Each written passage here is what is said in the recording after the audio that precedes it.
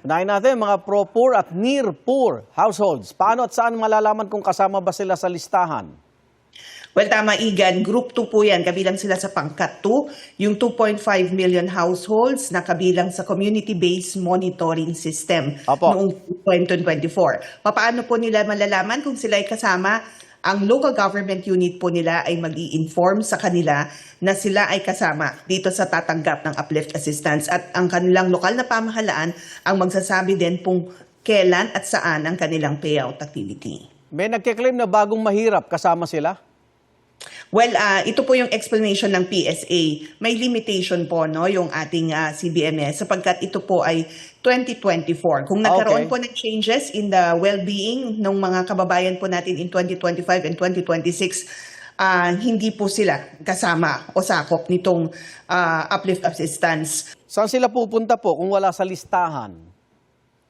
Well, actually, dun sa mga payout activities, meron po tayong mga representatives ng PSA at ng DSWD para po ma-explain sa kanila bakit hindi po sila kasama doon sa CBMS. And of course, an opportunity as well to get their profile or their information. May mga requirement ho ba sa pag-claim ng manual payout o personal na pag-claim, ASEC? Igan, dalhin lang nila yung kanilang national ID kung meron na.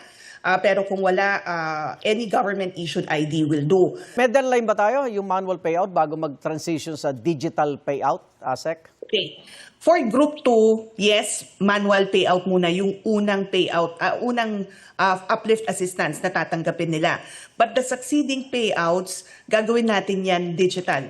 Kasi dito sa first payout, i-enroll na natin sila either through sa Land Bank, sa GCash, o iba pang electronic wallet platforms. Kaya may representatives po tayo sa mga payout activities. But for the Group 1, yung 4-piece beneficiaries po natin, top up na po yan sa kanilang existing cash cards. Okay. And then yung pong walang gutong beneficiaries natin, manual payout pero isasabay sa kanilang redemption period. One time lang naman po for Group 1. And then yung Group 3, yung employed, yung pong merong SSS disbursement accounts, ika-credit na lang po sa kanila pong mga accounts. Sakaling hindi makakuha ng beneficiary yung kanilang ayuda ngayong July dahil may mga iba't iba silang dahilan, pwede ba i-claim to sa susunod na buwan, ASEC?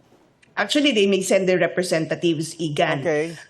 Kasi meron naman, itong kaibahan noong uplift assistance dun sa naunang cash relief assistance distribution. Ngayon kasi targeted So alam natin kung sino-sino yung mga ibang miyembro ng pamilya na that could represent yung pong uplift assistance beneficiary natin. So may means of verification.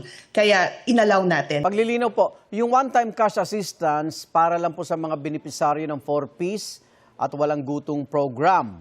Yung iba Tama, po. Igan. So yung iba po, Yung iba, 6 months silang tatanggap ng tig 2,000 piso. Yung kabilang sa Group 2, yung 2.5 million households na poor and near poor.